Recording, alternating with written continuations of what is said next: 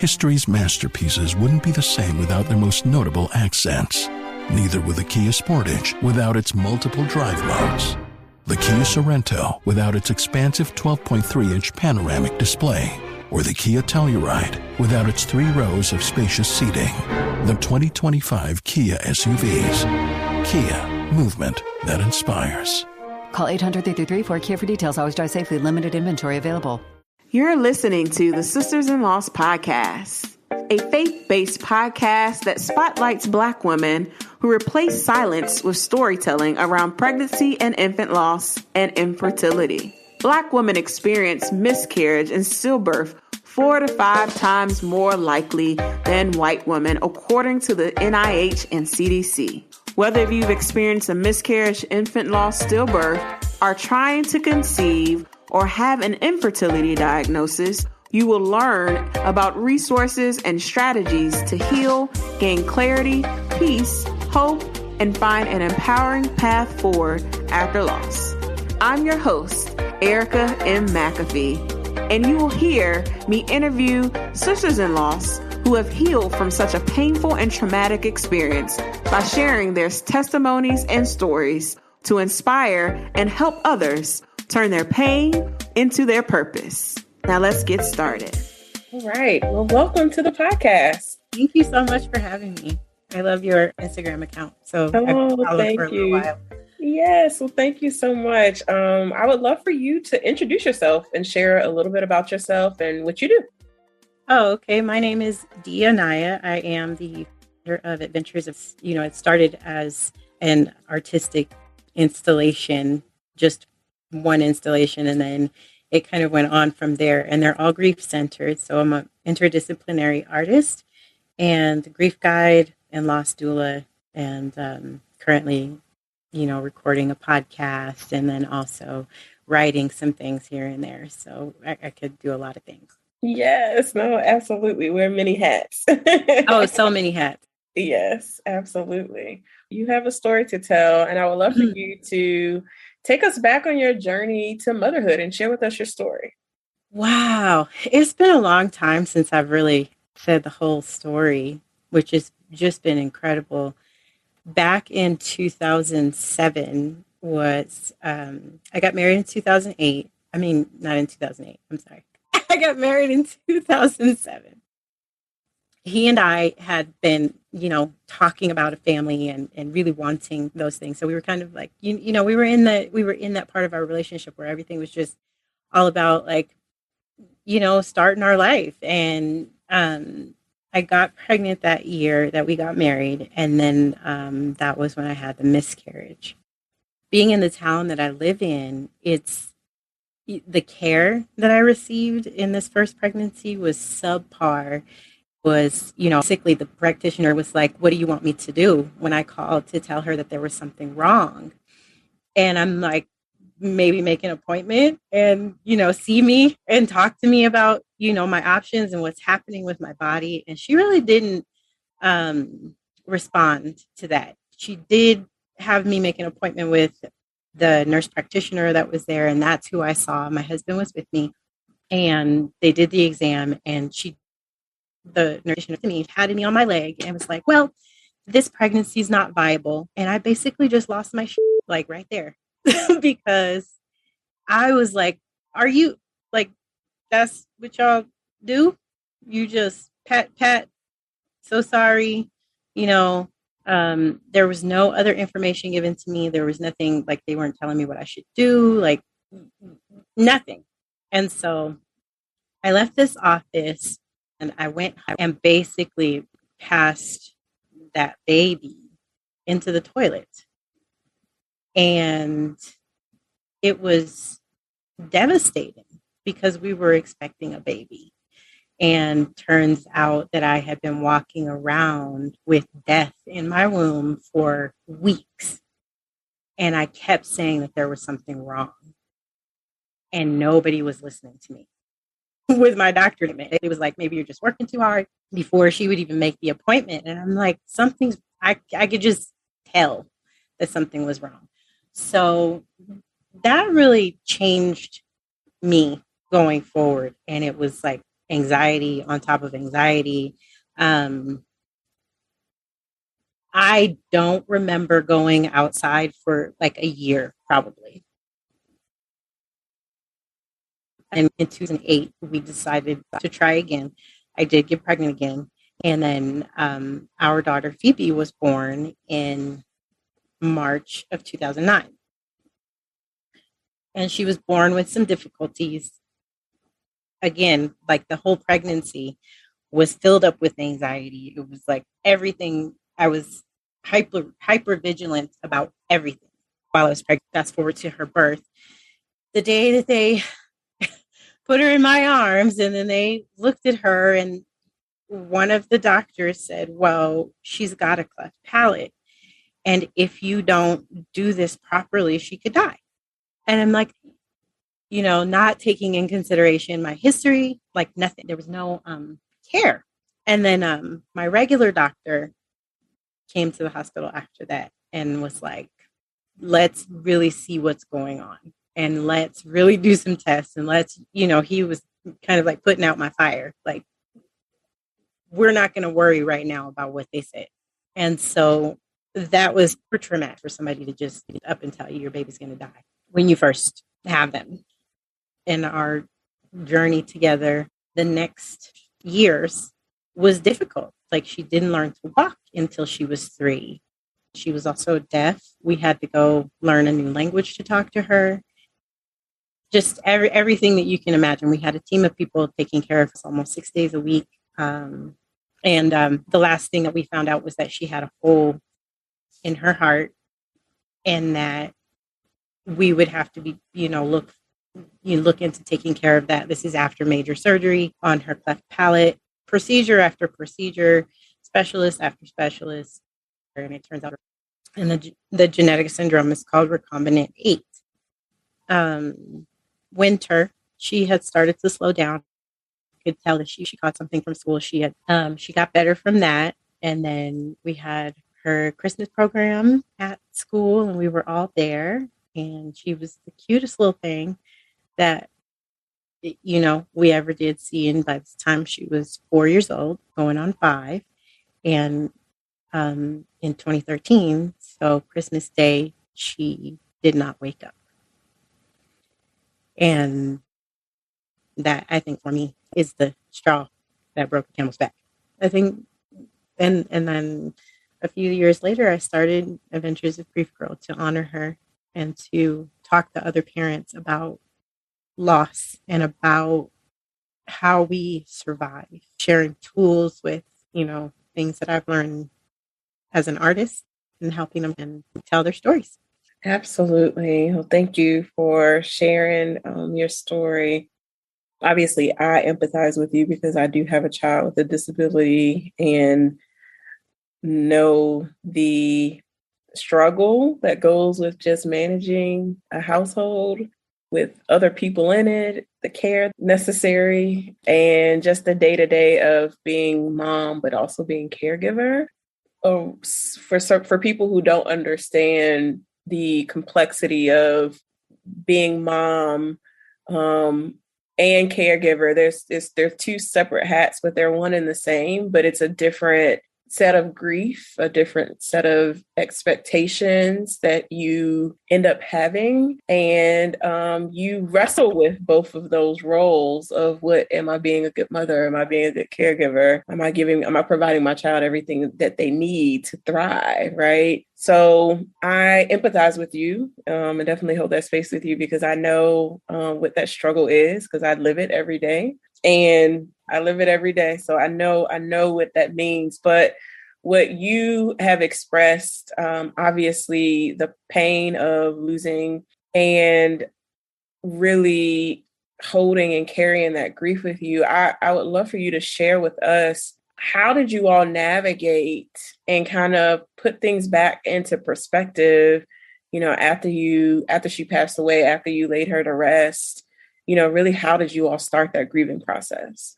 Wildly, I think I just, in the back of my mind, always had that stuck with me. Like, she could die.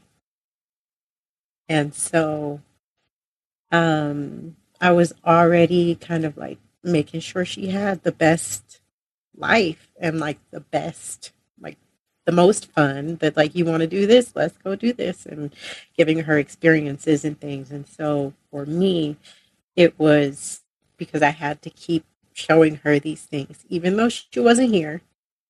For my spouse, it was very different. He is very, reserved, and it was very tricky in the beginning because I was terrified. I've got so many losses in my lifetime, and we weren't even 40 yet. So, um, thinking about losing my stepdad, he was worried that my husband's going to drop dead because all of this grief that he's holding inside. I don't know what it's doing to his body, and I was always looking at him sideways because he never really talked about it. And so I was more of like, let me make art, let me write things down, let me, I had already tools in my toolbox for things like this. The energy wasn't always there to commit to my art practice. And just tell me, just do it when it comes. There's no, I mean, this is forever now. It's not just these 2 months and then it's going to be over. Absolutely. Absolutely. So how did you get to the place where you wanted to take your artistry, the things that you did creatively, and really honor your daughter in that manner? Well, my brother actually texted me one day and was like, you share too many pictures of her, and this is too sad for me. And it hit me like a ton of bricks. And I was like, well, okay, yeah, maybe it is making you sad, but this is my life. But it was also a way for me to see her all the time, in knowing that everything that I did, I brought her along with me. Every time that I told my story, I brought her along with me. Every piece of art that I made, I brought her along with me. So I didn't necessarily have to show her picture anymore. I could just live my life. And if they don't see her, that's on them, but I get to see her all the time. So I love to encourage people to take their babies with them, and people will be offended or there will be whatever, but it's not their life. And they can feel however they feel, and they can feel it over there. I don't even have to entertain it anymore. I don't have to wonder if I'm making people sad by the things that I share. It's very simple. Don't follow me. If you can't witness this, if you can't hold this space, it's no hard feeling, because this grief thing is, I'm becoming a professional at it. It's, and so it was like those secondary losses. There were so many, but what was I supposed to do? Like, I couldn't. The idea that I couldn't share her and that I couldn't take her with me was where I was always the place where I ended up feeling crazy. Like, this didn't happen to me. And I imagined the whole thing because nobody wants me to talk about it. Nobody wants to hear how sad you are all the time. And I'm like, they're going to either hear it or see it, but I can't put it away. Not for, other people's benefits. So, like, I am a strong advocate for doing the talking, doing the drawing, write your book, whatever you, this is forever. It's like I said, it is forever. I love that, for people to really express it in their way, and that you use that as an outlet for you to really showcase your grief and not for it to be silenced, because many of our friends and family members want us to get back to our happy, normal selves, but we just experienced trauma, and trauma don't go away just like that. Right? It doesn't just pick up its purse and go on down the road just because somebody else has wanted us to stop being sad. That has helped exactly 0 people that I know of.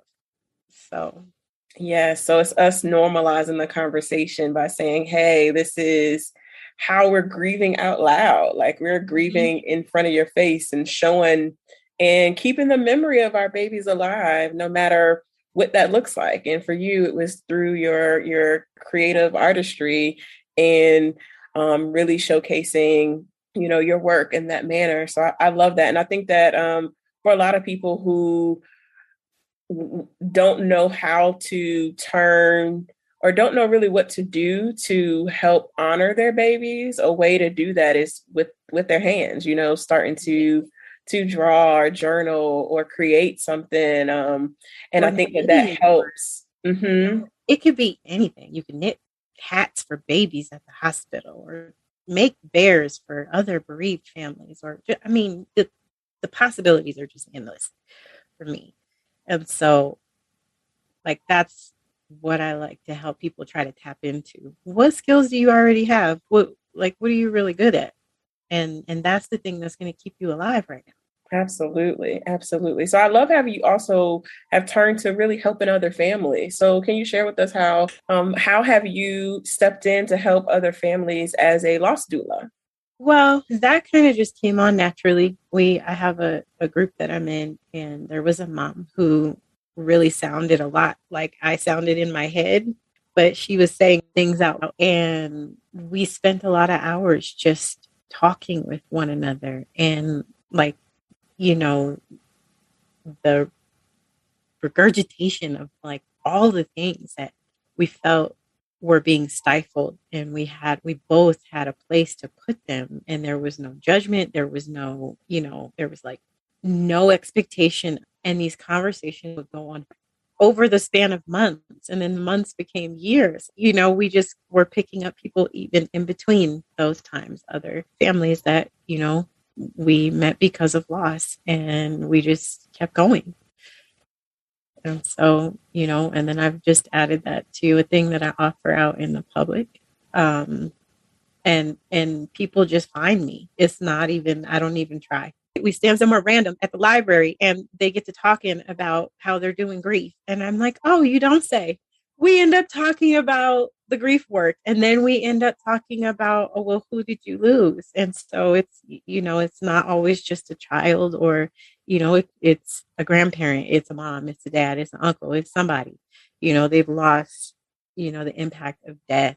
Being able to just be out in public and have these open, beautiful conversations, sometimes with strangers, about grief, that is my favorite thing to do, because community care, even if we never see each other again, for those moments, we can't recreate that with anybody else. And time is the best thing I can give you.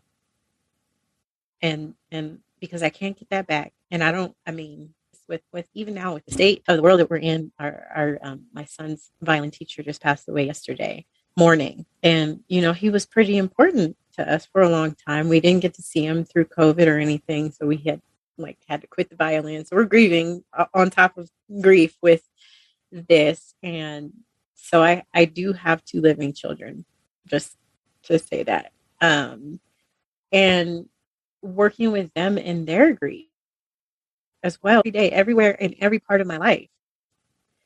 So I'm feeling like often like this is just what I'm supposed to be doing. It's like I can't say no, And when I do say no, that's when everybody's conspiring to get me right back where I'm going. Please go ahead and finish that book. Please make that art. Please put that on the internet. Keep going. Where's your podcast? We're waiting for season 2. So people just without even knowing that I'm something, or if I'm like having a moment where like, am I being really helpful? Should I be doing this work? Whenever I even just ask that question to myself, all the answers just come. And they're like, yeah, this is what you're supposed to be doing. I know it hurts, but here we are. Yes. What other resources have you used? I know that you have obviously done different healing modalities for yourself, but have you gone to therapy? Have you done any books? What other tools have helped you along your grief journey? A lot of therapy, definitely a lot of therapy. Because there has just been so much happening in my life. There's always room for me to go to a therapist. I've read Bell Hooks' book, All About Love and New Visions, and then books, honestly, that are not necessarily working, with your grief. I was also a massage therapist for a long time. And so that helps a lot with helping it move through the body. So many things. I knit a lot. I draw a lot. I like to have tools in my toolbox for when the talking runs out. Yes, I love that. I love to have the tools in my toolbox when it's needed. So yes. I think that is it's the reason why we all need to go to some form of therapy. And I think also this last 2 years, really, sense of collective grief and trauma with this pandemic or endemic. I mean, because it's still going on right now. I feel like we have not had a sense of like reflection and being able to like whoosah and breathe because it's something else continually happening on top of the grief that we've already are experiencing from other past trauma. So how have you really managed through COVID and your grief journey as we've navigated through COVID? The real answer is I have no damn clue.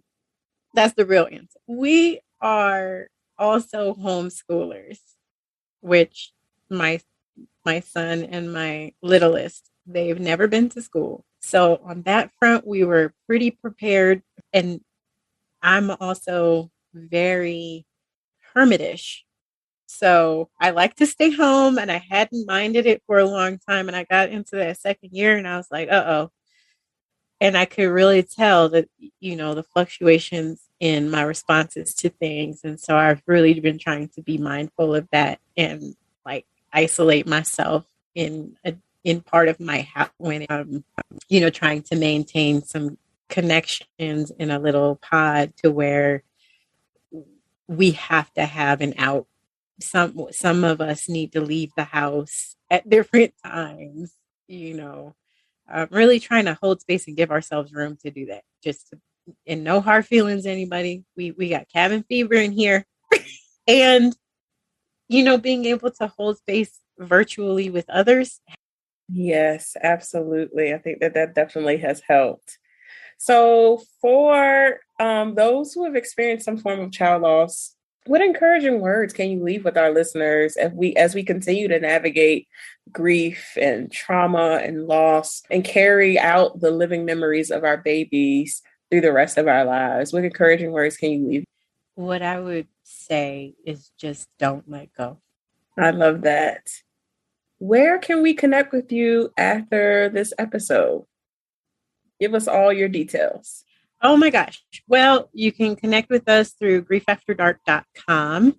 I am on Instagram at Adventures of Grief Girl. We do have a private Adventures of Grief Girl group where it's peer support, where we just gather, whenever we can. We've been off for a little bit, but we are going to be starting that back up in February, Grief Talk Tuesdays. You can find me on Facebook, Anaya. I do accept friends. So that's the way you can get into my groups, honestly, as if we're friends on Facebook and through DMs on Instagram. Perfect. Well, thank you so much, Anaya, for sharing your story and your light with us. I know it'll be a blessing for those listeners and who are a part of the community. Thank you so much for having me. And I'm glad to have connected with you finally. Yes, absolutely. Thank you for listening to today's episode. For show notes, go to sistersinloss.com. To stay connected with us and join the Sisters in Loss community and receive my weekly newsletter, please go to sistersinloss.com/newsletter. That is sistersinloss.com/newsletter. Please rate and review this episode, and I will talk to you next week. Business owners wear many hats, but mailing and shipping expert shouldn't have to be one of them. Hi, I'm Al Coe, CEO of Stamps.com.